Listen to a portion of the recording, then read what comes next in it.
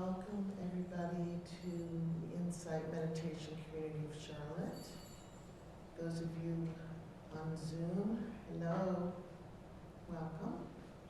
Hello, good to see you. And those of you here in the room, we're glad you're here. So let's see, let's stretch, let's breathe. Let's look around, let's get out of our box for a moment. Smile, be smiled at. It's harder to let someone smile at you, right? Than to smile. You guys, hey. Okay. Who's up for Dharma talk? Can't hear you. Oh, you can't hear me? Is it at all, or is it faint? Faint. Faint. Okay, let me see. Uh-oh. Oh, let me try this. How's that? Is that better? Wow, they're shaking their heads no. I don't know anything. Does anybody know how to do this? I turned it up on the keyboard. The audio is in. Let's see. Let me see if I can.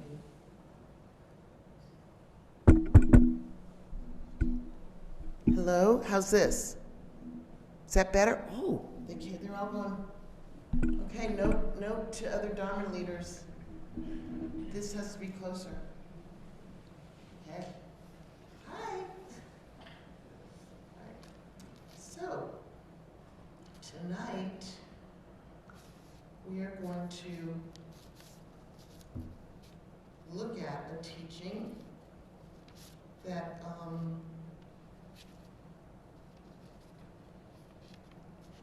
I think is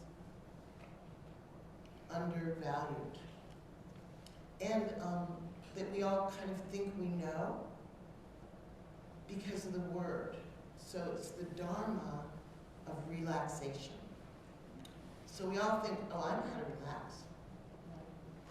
So let's look a little deeper at this in terms of the practice and see if there's something else we can learn. So there is more to it than it seems. I've written here, relax is an underrated instruction that we don't respect enough as an important part of the journey. And it feels good. Feels good. Or it should. But then there is my son, people like my son, Dylan, who probably of my three sons needs meditation more than the others. He gets very stressed and he's in the business world. So finally he gave in and said, okay, Mom, I want you to teach me. So I said, okay, began with him. He said, okay, now the first thing is relax. Okay, Mom, right away, that stresses me out. When you tell me to relax, that stresses me out. So, and I get that, the command to relax that's like something I have to do. What if I don't know how? Okay. So, thank you, Dylan. So, really what we're looking at here is a practice. It's a skill. There's some things we can do that really is non-doing. So we want to actually put away the doer, and we'll talk all about that. Debbie, Yes? Can you hear several me? people still can't hear you. Oh, some people, Can you not hear me now? That's better. I think the mouthpiece needs to be closer to. Oh, thank you, Tom. How's that? Is that better? How's that? I'll try to raise my voice a little bit. So it's not as a command, but it's a practice. And relaxation leads to concentration. So it is the gateway to steadying the mind to becoming stable and more still. So we'll be focusing on this delicate balance of practicing relaxation by seeing mindfully, right, mindfulness, and softening, which is more an invitation, more of an allowing than a doing. So seeing what is, so seeing like tension in the body, for example, we can bring a kind attention to it. The tightness in the body or mind from grasping. So we know mental tension from wanting and grasping, and physical tension from tensing from wanting, or aversion, right? Pushing away. So we'll learn to soften these places and practice allowing, breathing. Breath awareness leads to calm. Simple statement. Setting up the conditions for calm. Sayadaw Tejaniya, things don't happen because you want them to happen, but because the conditions are right. So that's what we're doing. We're creating the proper conditions. And when we get calm, concentration arises, a relaxed steadiness. My teacher, Terania, had simple instructions for meditation. She said, relax, pay attention, try not to hate it, which is the lowest bar of metta, of love and kindness, and try not to judge it. Try not to bring the thinking mind in. But, and she also said that she avoids, I've told you guys this, avoids the word concentration, and instead likes the word relaxation as a gateway to insight. So what we're going to do, I came up with this stop, drop, and roll. Do you know that? Little kids are taught that if a piece of their clothing gets on fire, to stop, drop, and roll. Because I thought that might help us. Hope you like it. It just popped out. Anyway, stop. Stop doing so much. Stop trying. We've learned a lot of techniques to guide our practice. The inner teacher is helpful, but can be very talkative and demanding and very busy. So we're going to learn to stop. Drop into presence. Drop in. We'll take a fresh look at this art of dropping in, of relaxing. Learning to get out of our own way and let go into deeper faith in this practice. And intimacy. So dropping into more intimate relationship with each moment, with what is present in the moment. So we're just simply trying to be aware of things as they are.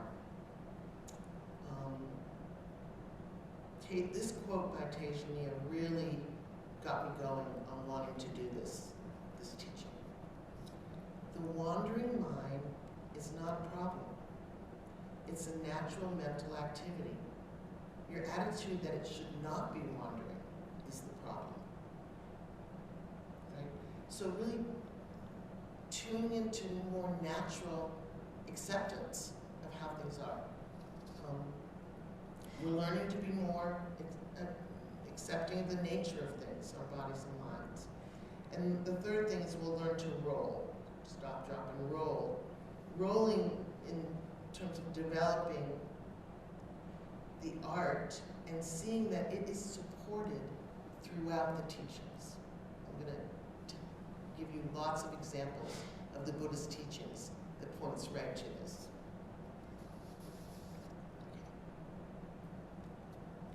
So stop doing so much, getting the self out of the way. I'm meditating. I'm going to make myself more peaceful. I'm going to relax. I'm gonna make this happen. Minimizing that egocentric controller that tries to commandeer. It's the thinker, the doer. And you know, it means well. It means well. So Analio, when he said this, forever, it's going to be with me. Let the mind relax on the body, just as the body relaxes on the cushion. And so that's really what we're doing. We're really tuning into the body in this moment as we settle the body, we let the mind learn from the body. Learning to relax is a key to dropping into a more, to know what is present here and now. Breathing and seeing the calm arise and uncover the defenses. So when we do this body scan, we see that it's the kind of the typical places in the body that holds tension, the eyes often, the jaw, the shoulders, maybe the belly. And then we have today's places that we might notice. We might notice tension in the neck. We might notice tension in the knees or the hips. And so when we address these places and we invite these places to soften, to let go, we breathe with them. We breathe with these areas. And as the body starts to soften and settle, we notice, what do we notice? That the mind is right there with it.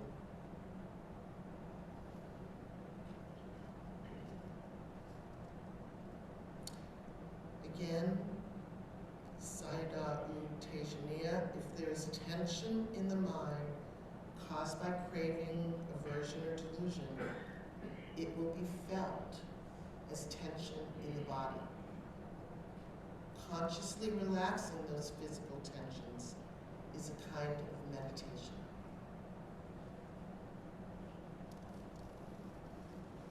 So, where do we find this in the teachings? Well, the Buddha, in the Anapanasati Sutta, which is his instructions on mindfulness of breathing, there are four groupings, 16 instructions. The first two, know the breath in and out, whether it's long or short. The third instruction is becoming sensitive to the body. The Buddha practiced breath meditation throughout his life and as he was dying. This is a powerful teaching.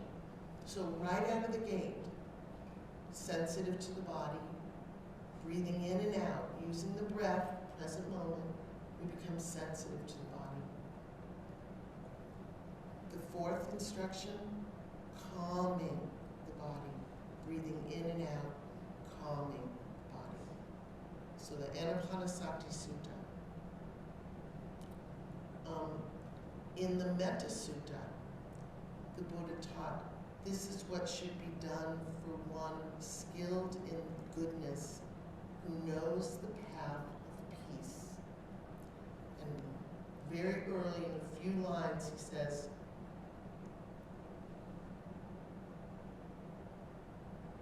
what should be done is become peaceful and calm and wise and skillful. So he's pointing to these qualities as important in opening the heart and in the practice. The 7 factors of awakening or enlightenment begins with mindfulness and investigation and energy. Soon we find from energy we have pleasantness or pleasure. these sort of give way one to the next. What's after joy? Another word for that one is joy, often translated as joy, is calm. And what does calm lead to? Concentration. That's the sixth. So the fifth factor of enlightenment is calm. The sixth is concentration. It gives rise to concentration. And the seventh is equanimity, a balanced way of being. So those are a few examples of where we find the Dharma of relaxation in the teachings. In Tejaniya's book, I'm going to share a few thoughts he has. And this is, look at the title of the book. Relax and be aware. So I hope, what we end up with is not feeling like this word relaxation or relax is like a pithy word, which I used to, when my teacher said her first instruction was relax, I thought, instruction? Relax? And I thought it was kind of light, Dharma light. And now I really respect it as a deep teaching. It's a deep teaching. So a few thoughts from Tejaniya.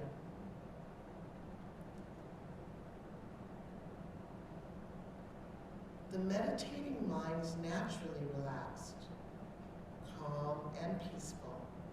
So when you stay with the meditating mind, you naturally learn to not focus, control, create, constrict, or restrict.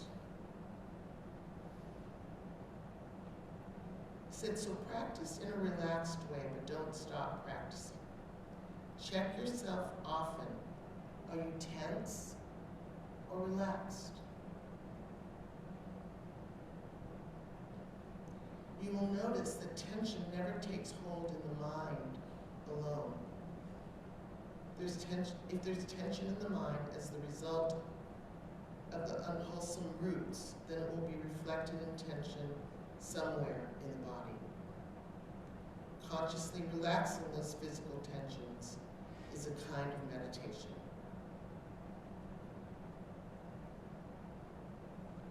We are simply residing in the ebb and flow of nature itself. Okay. And so it's such a joy to have this assignment to lead it, to do a Dharma talk, because you start digging around and you start finding things, and it's like, wow, really? So this is a little, I have my little pocket Thich Nhat Hanh, and this, I came across my pocket Pema Chodron. And she's sharing this a teaching from her teacher, Trungpa Shogam Rinpoche. And he taught a 9-lesson experience, 9 different lessons, 9 ways, let's see, she says.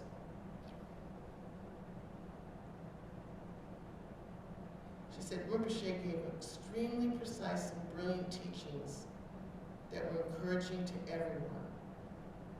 These new teachings, the 9 different ways of resting the mind, made that practice clearer and more precise because they gave us more sense of how to proceed. So I'm just going to give you the titles of several of them. Okay. The 9 ways have funny names. They all sound the same with a little bit of difference. The first one is called resting. Resting the mind. It said, and she goes on, it's the one-pointed aspect of meditation. And the second instruction, called continually resting, you're encouraged to prolong that sense of being fully with the breath. The third one is naively resting, sometimes called literally resting. It has to do with taking a naive attitude, a childlike attitude, attitude toward your practice, keeping it very simple. The fourth of the 9, ready for this? Thoroughly resting. And then it goes on, the 5th is called taming the mind, and it goes on, but I have to give you the 9th. Thoroughly pacifying is the 8th.